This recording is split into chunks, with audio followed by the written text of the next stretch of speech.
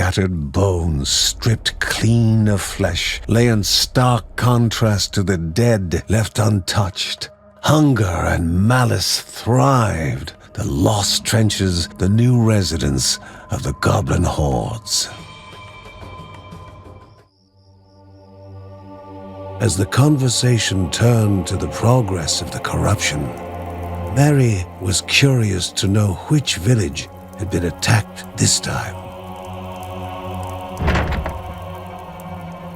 However, that worry gave way to panic when Lucy entered.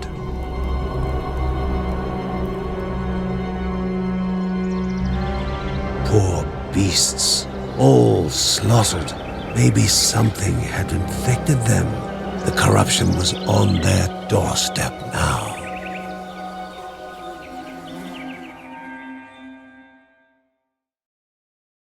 In check by a ne'er-dyer's will, the goblin hordes never dared to linger in her caves. Their place was in the bloodless forest, banished for their brutality.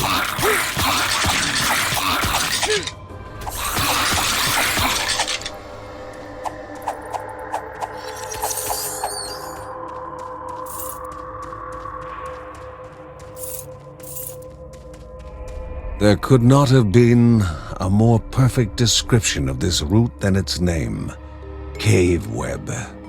Rather bland to the taste, it was still edible and full of nutrients.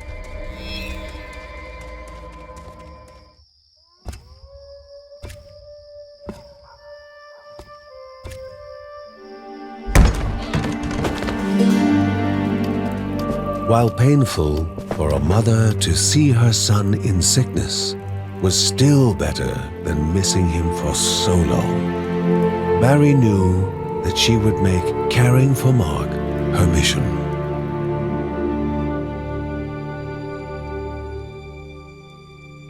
Mark had to warn them about the dangers approaching, despite how difficult it was to talk. He started naming the villages that were evacuated, or worse, taken over by the corruption, but soon succumbed to fatigue and fell asleep. Mary recalled hearing of an herbalist in Caldipo Caves that would have the yarrow at hand needed to treat Morta. The Bergsons would once again need to brave the treacherous caves in search of the herbalist.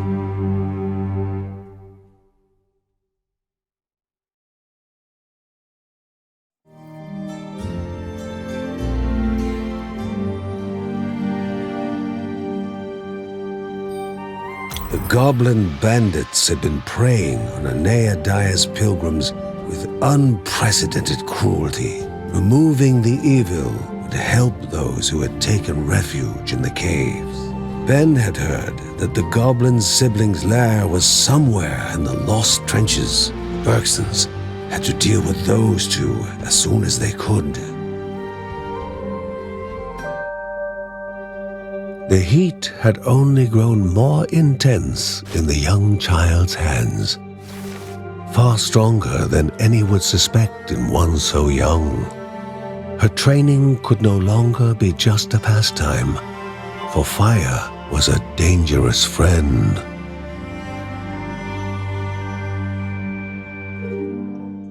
Making mistakes was part of learning, no matter how talented you were. Lucy was feeling disheartened. Once more, she had better mastery of fire this time. But wait, disaster was about to happen. Thankfully, her father intervened in time.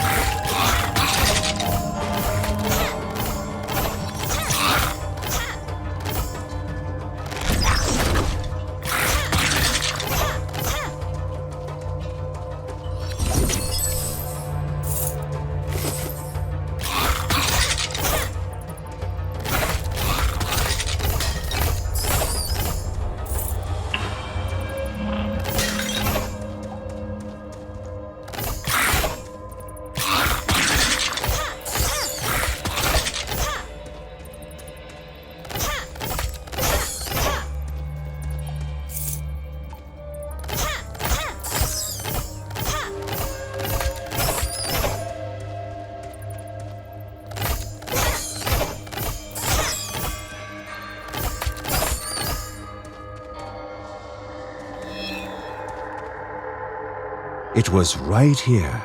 The Bergson thought that this would be one final thing that they could do for the woman.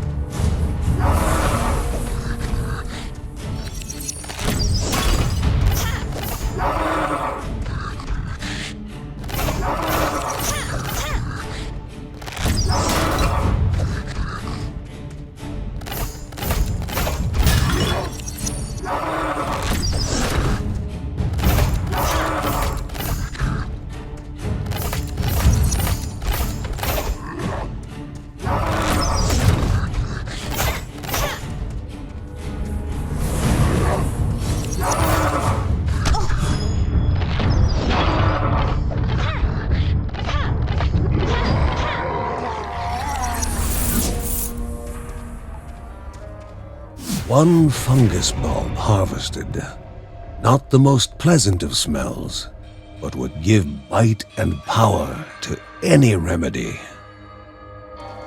Hold on just a little longer, young cub.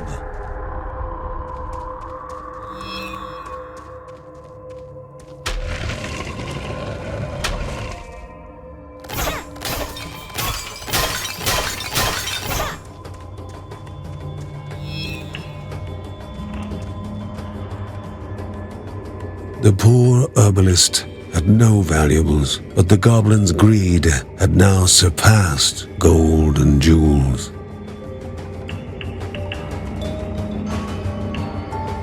Shedding tears for the dead man would serve no one now. The herbs needed to be delivered to Mary.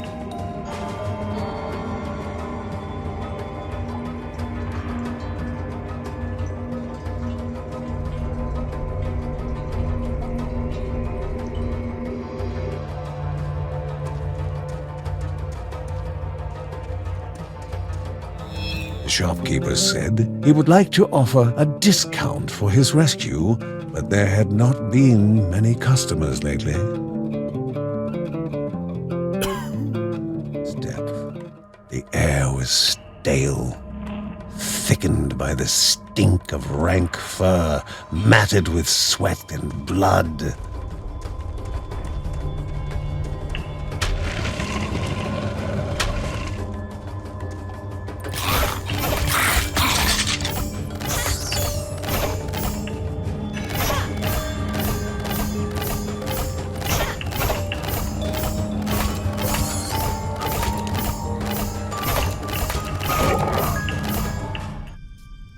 Mark was out of the woods now. His fever gone, he was almost up and about. "Welcome back, brother," said Kevin.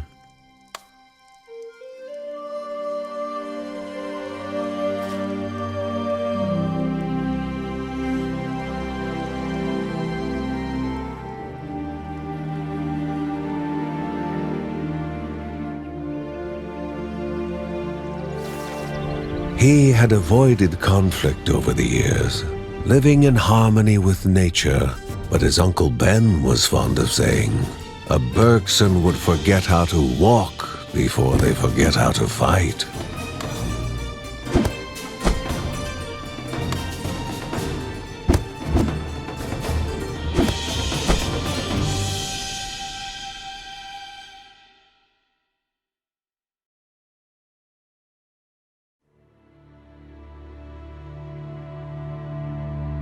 As if night had become day, the cub showed no signs of its past struggles, with Lucy and he now simply dancing the day away.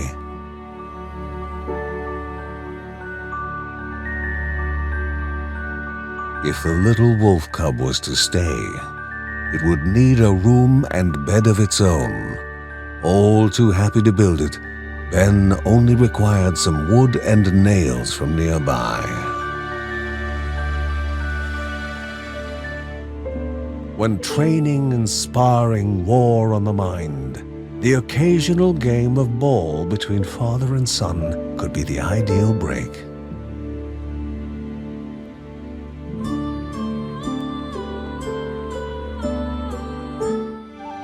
The past holds both the joy and bitterness of time.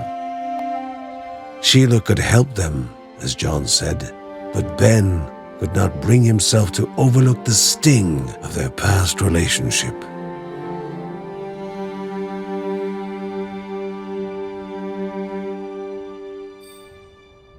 Margaret knew full well that signs and symbols were seldom obvious and never direct. She was certain that the cause of the corruption would be difficult to discover.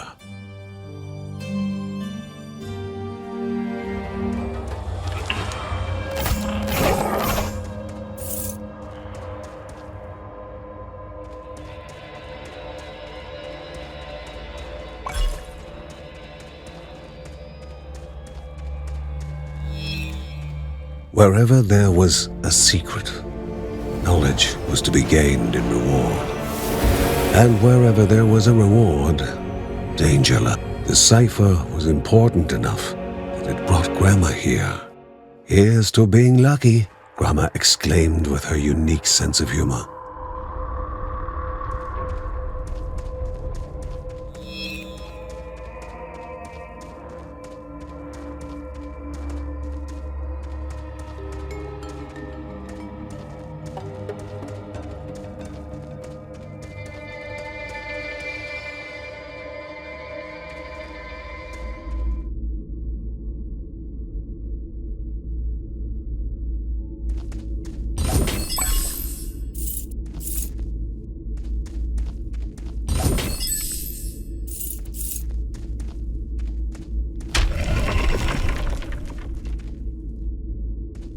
The creature that now threatened the hero was a crudely focused inferno of hatred and malice.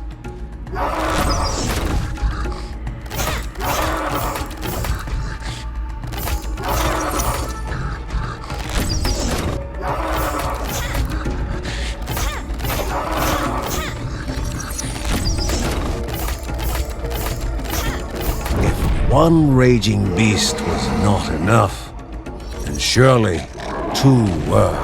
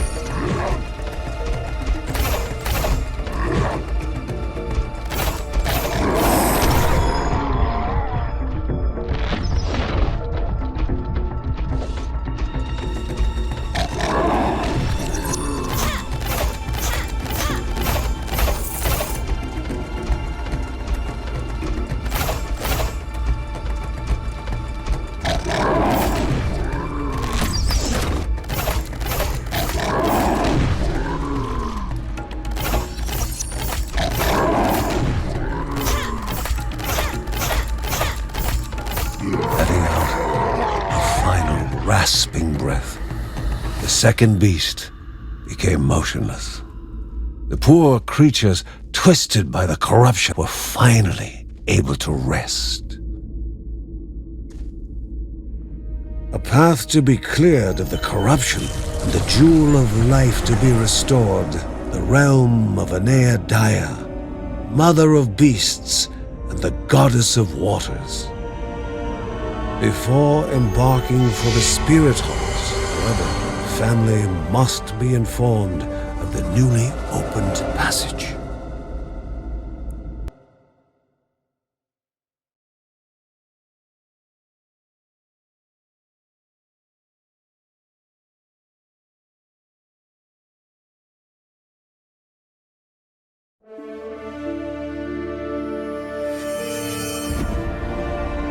The goblin siblings lay dead, and the pilgrims were now safer in their caves.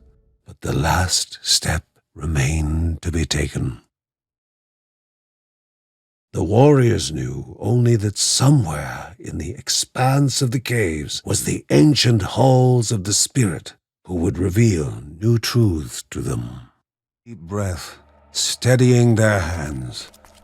Ahead of them lay the resting chambers of Daya, and the answers were so dearly needed. Deepest tunnels of the Caldipo caves, the monstrosities therein found a deviant harmony impeding the Guardian's progress. Lucy was trying to convince Grandma that she could face the corruption on her own, despite having doubts herself. She might be able to persuade Margaret, but Mary was another story. Grandma would say, trust the children and convince Mary. But Lucy knew that her mother would still worry.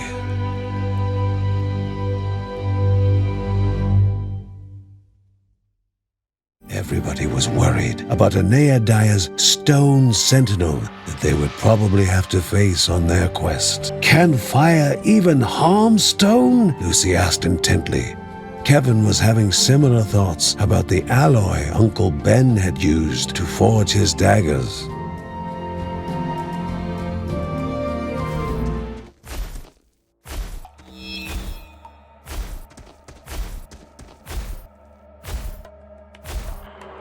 Lucy was barely containing her excitement as Margaret continued to train her patiently. When will be the time? When? She kept asking. To the excitable and talented child, few chores were as boring as practice, but the fire child still needed more.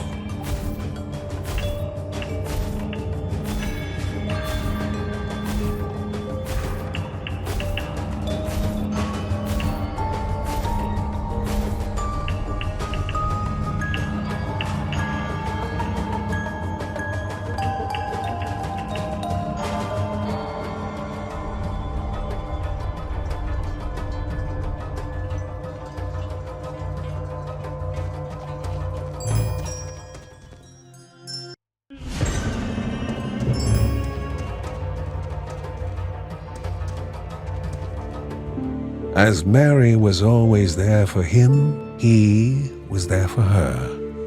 To catch her when she fell, or to simply enjoy together a book of past memories. Why would the mountain god corrupt the world? What kind of evil was it that brought it forth? For Margaret, these questions were as important as where and how.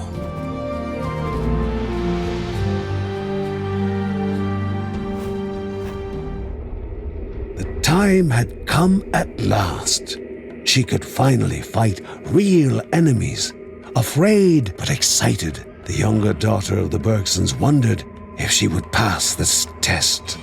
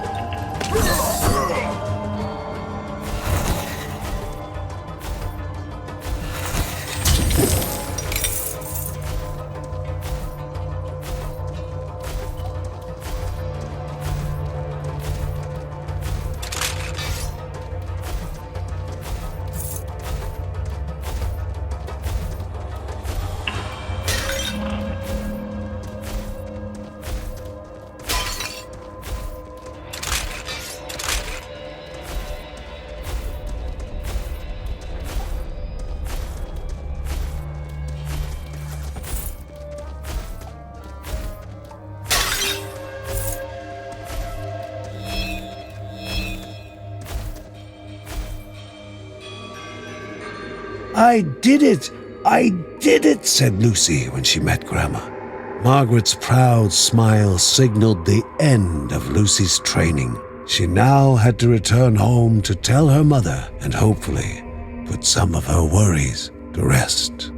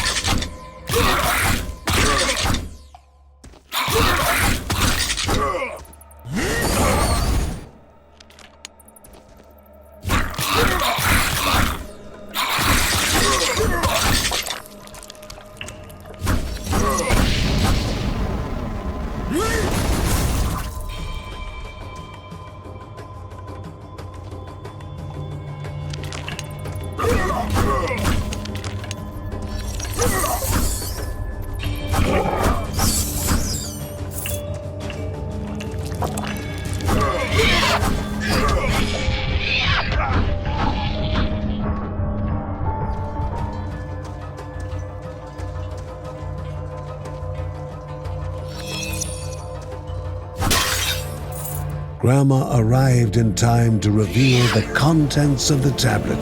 The secrets of Rhea are in the hearts of the stones, and for those whose weapons guard the creatures of the wild, there are new arts of war to be learned.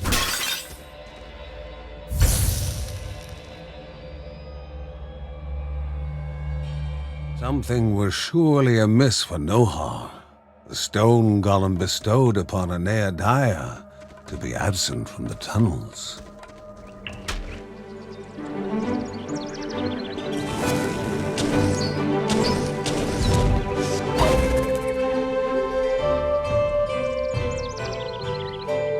Now, the fire child was ready.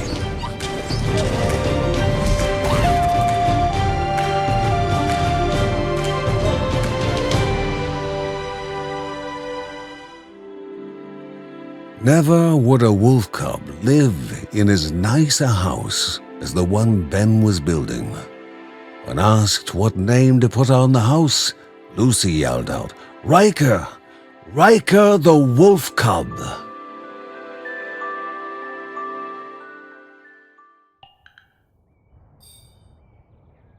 Heroes from stories were often above mundane daily tasks. Not all heroes made time to eat around the same table, talk of affairs other than war and looming shadows.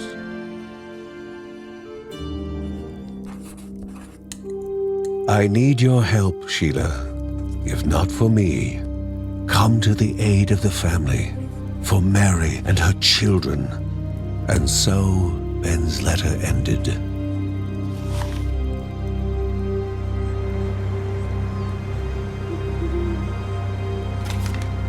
His doubts showing, he contemplated his relationship with Aurea, the emotional and single-minded Sheila. Why had they ended? The question still unanswered.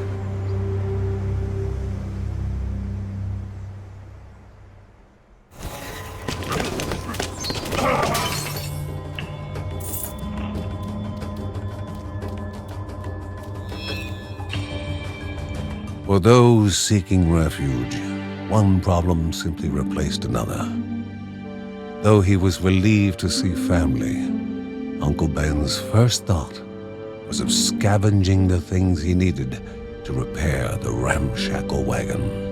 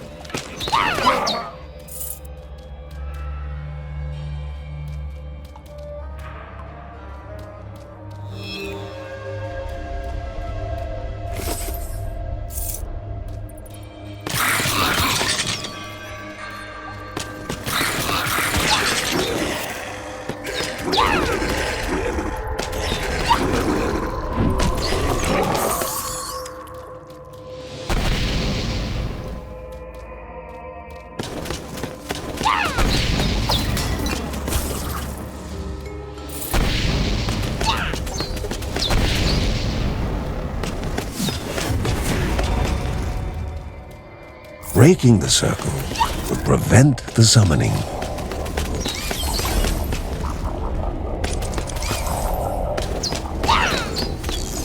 Had they only been quicker.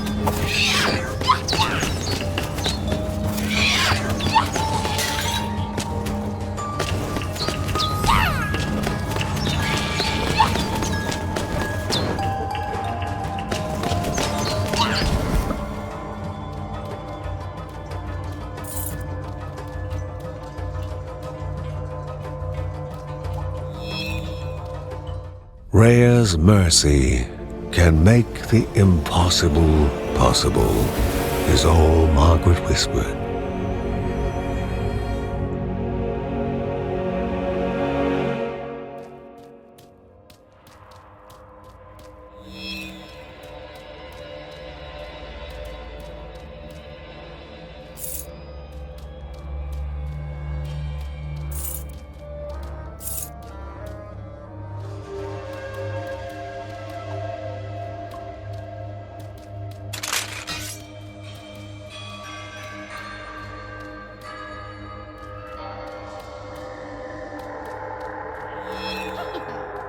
With supplies in hand, Ben began repairing the cart as the refugees waited, anxious to continue their trek.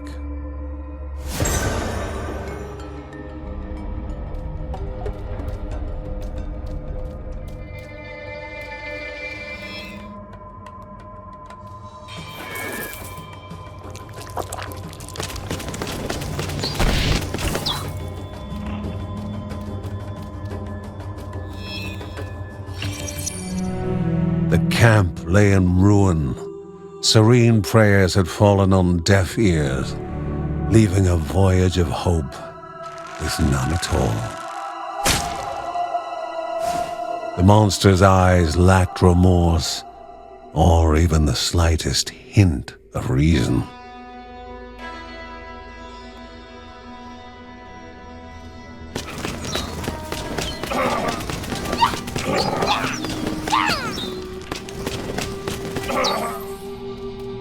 No one can always be there in time. A sad truth that no hero learns easily.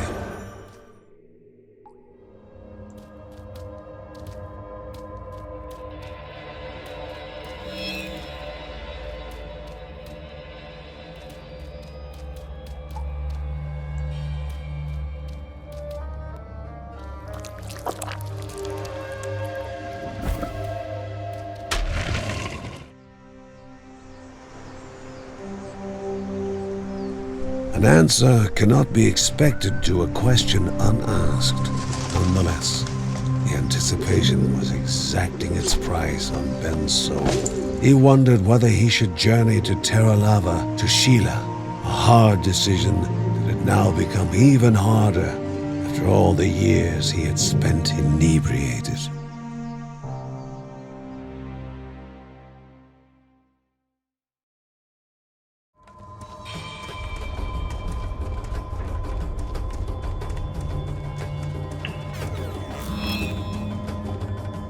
Danger was on all sides. Despite being surrounded by all manner of hungering creatures, the two were busy arguing. They should have gone left, they should have gone right, or perhaps they should have never ventured forth at all.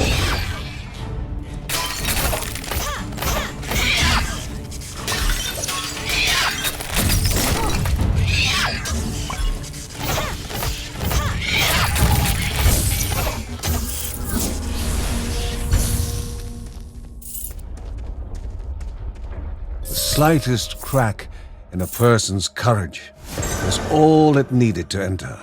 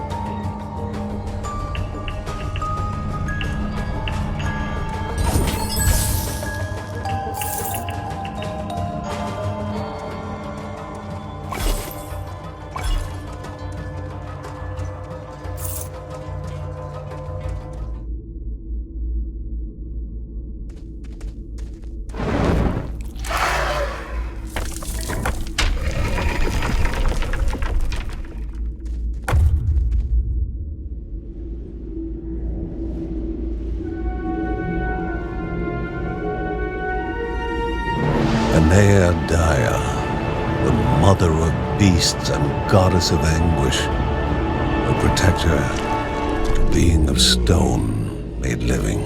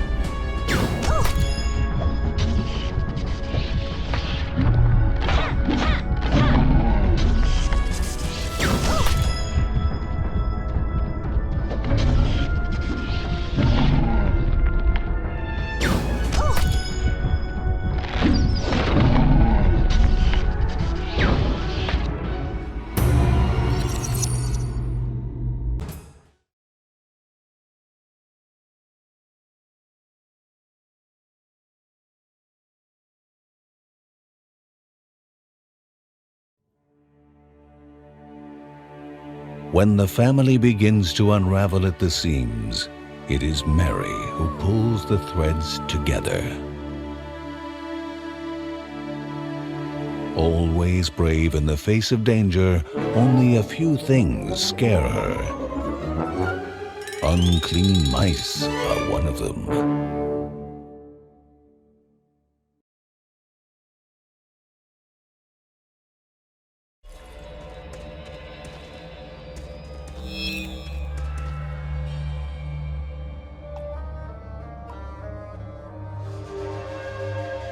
To Daya, the most selfish spirit of Rhea, he gave a sentinel of coarse stone. She would be locked away from others deep in the Caldipo caves, only his to see. But he soon tired of her. She was created to care only for him. And with only stone to keep her company, Daya was left untouched by warmth. But he soon tired of her.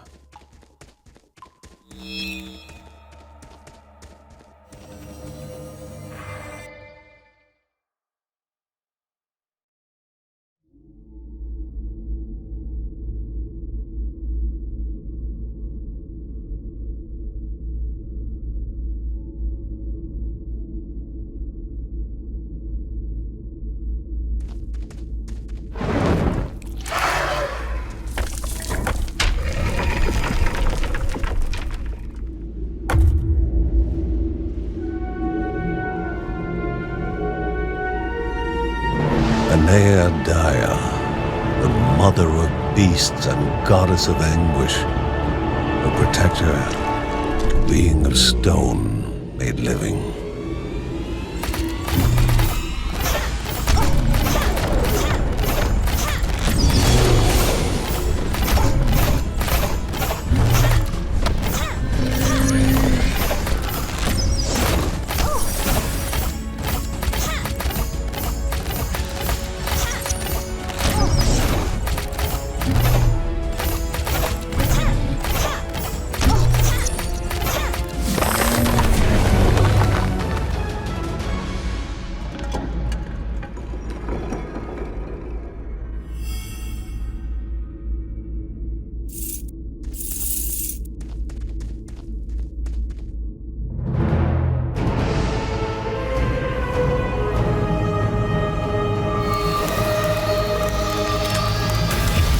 Finally free of the corruption's hold, Daya gazed upon the Bergson, her emerald eyes weary with exhaustion.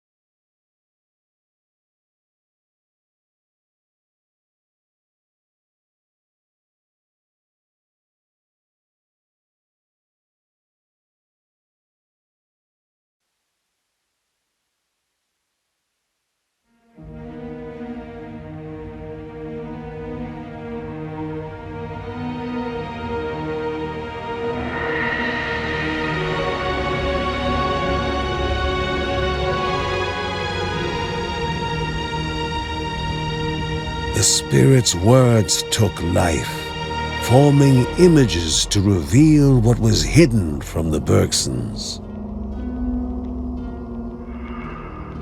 And us, spirits three, knelt before the mountain god to swear fealty.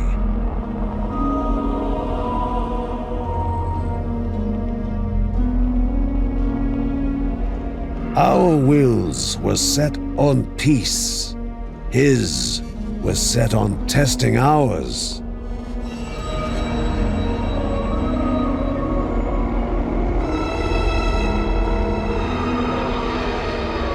And as the test drew to a close, we discovered our wretched ending.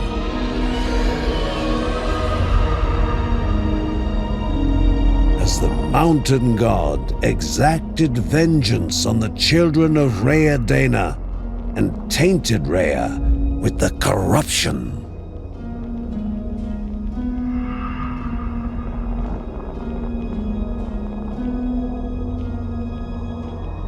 Thus was another truth revealed to the Bergson, but many more were hidden still.